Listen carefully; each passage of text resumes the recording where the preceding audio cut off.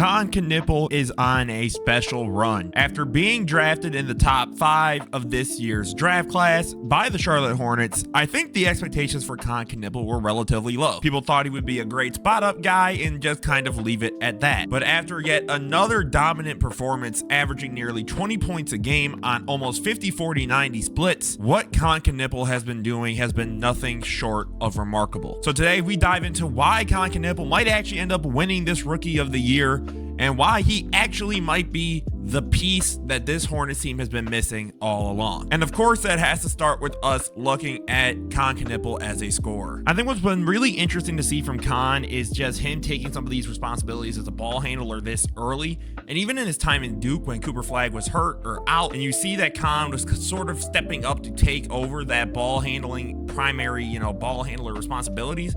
I think it's actually helped him a lot in the NBA, especially when you end up looking at what he's been able to do at the levels. Now, the only thing is he's about 62% at the rim according to Clean the Glass, but if you look at all his other splits, he's a good mid-range shooter, a sharp shooter from 3, and then he's able to get going downhill and is able to basically score at all 3 levels pretty well. Again, the rim contact and finishing, I think he'll get better as he gets older. But even when you look at stuff like this, right, like I love this sort of action here where they get Kon to run for the action. They run the little guard screen slip or the ghost screen on Giannis, who should have adjusted sooner, but does a great job of immediately then getting the float game up to get into the easy 2. And then obviously Kon as a shooter is, the dude's legit. I don't know what more to say than that. But even again, like just seeing him and the comfort he has in terms of getting to his spots this early in his career, I think is really, really great to see. Because again,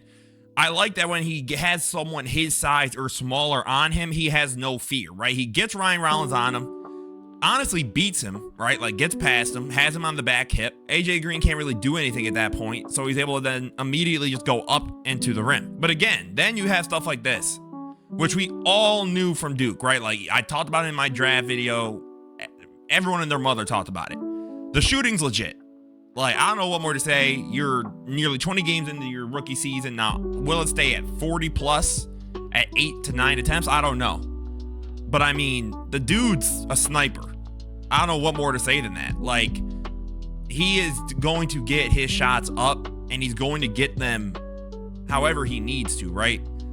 And then off this, again, Kon in transition has shown to be really good too. And just Bobby Portis is on him. There's no fear. And I think that this Hornets team has done the right thing in terms of empowering Kon to learn his game, to figure out where he could get even better, and to try and take over.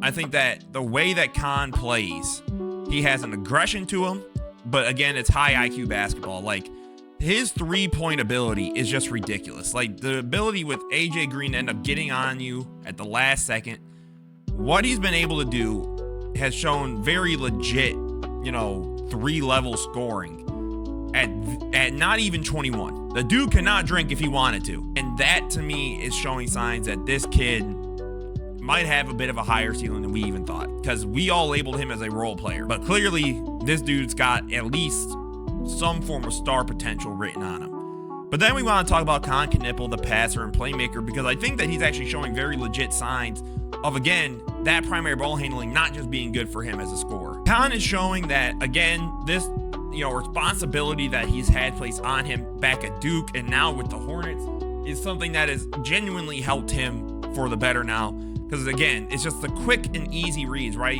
You had Rui close out to you, Luka didn't close out in time.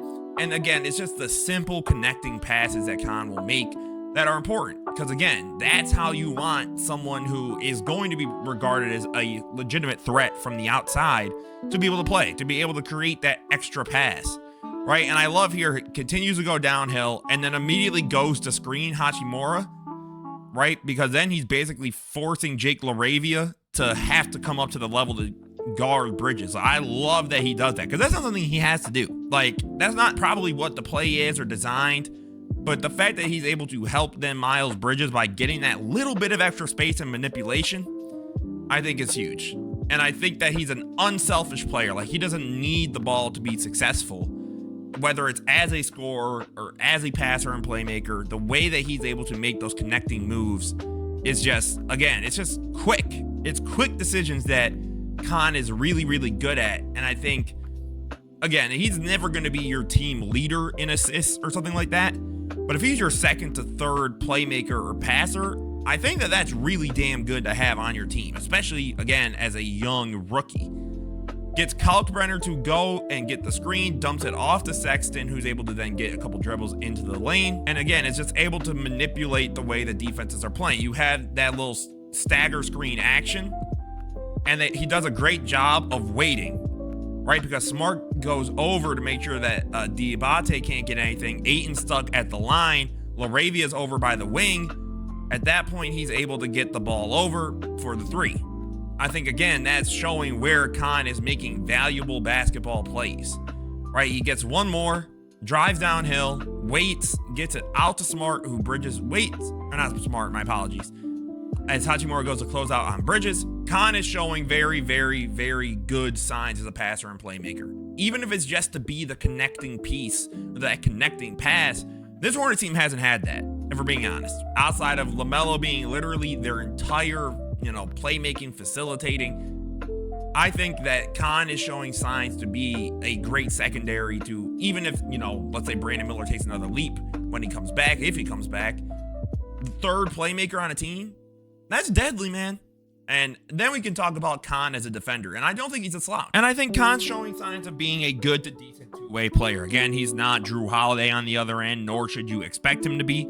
But he's still more than willing to get into the stance and guard. He does a great job here, by the way, of fighting through the screen, right? Portis is going to the screen, and then you see to the foot placement by Knueppel in terms of being able to navigate in between is a big deal. Because, again, you can't just pick on him for his size, obviously, unless you're a Giannis, but I feel like that's extremely disingenuous to do to just about any young player in the league, because, unless you're Wemby and you're 7'4", you're going to have a tough time. But I love here, Kon, even though I get it's the end of the game, it doesn't matter. I just love that no matter what, he always is giving that last effort. He is going to fight to win the game. Like, he will not just roll over and stop. Kon is showing he's more than willing to get into the stance, to fight through, and to be able to try and make any plays that he can. He does a great job here, right? Keeping with Middleton, not letting him go too far away.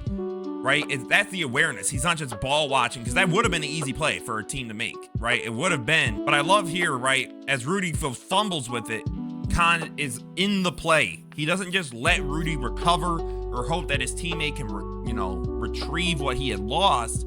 He forces the issue.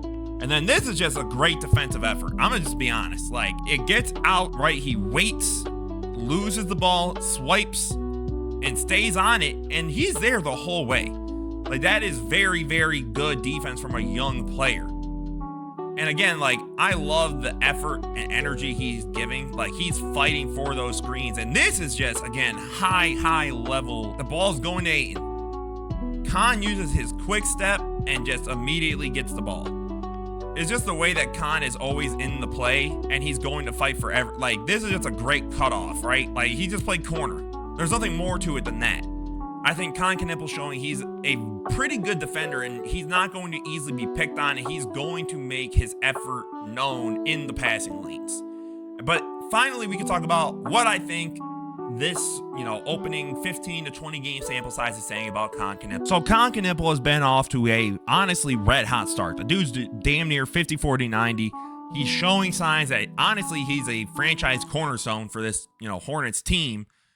And frankly, that what he's been able to do is show that he's bringing 3 levels of scoring alongside Lamelo or Brandon Miller, however this team wants to operate from here on. I think that the shooting is honestly going to probably be sustainable. 40% on 8 threes a game is elite. Like, that is a sniper. Like, that's one of the best 3-point shooters in the league.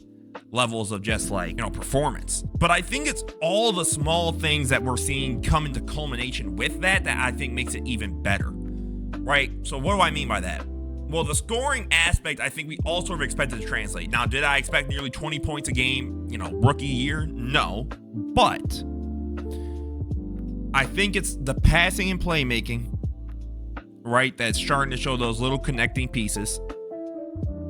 I think it's the effort on the passing lanes and in defense, right? Like, he was a good defender in college too. But I think it's just that the all-around game is translating so much faster than we all expected. And I think that's going to be huge for this Hornets team because, again, now they have another, cornerstone of this team etched in there.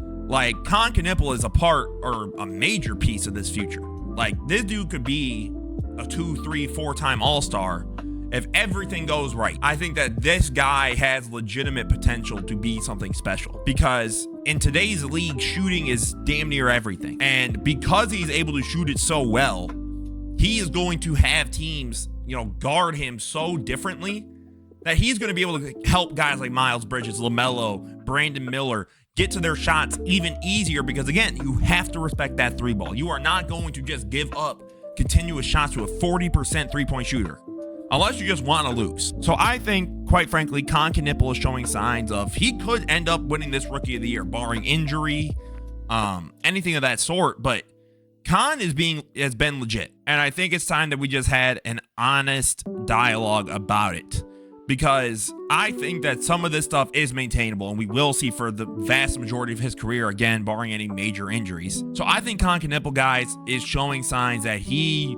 could be the number 2 on this team, possibly even the number 1 if, they move on from LaMelo or if Brandon Miller's injuries continue to occur. This dude, Kon Knueppel, has been special.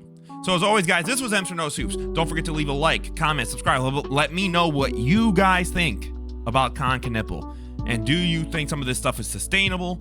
Have you been watching a lot of his games, or since he's on the Hornets, are you kind of just like, eh? As always, guys, this was Mr. No Soups. I appreciate each and every one of you. Have a beautiful rest of your day, guys. Peace out.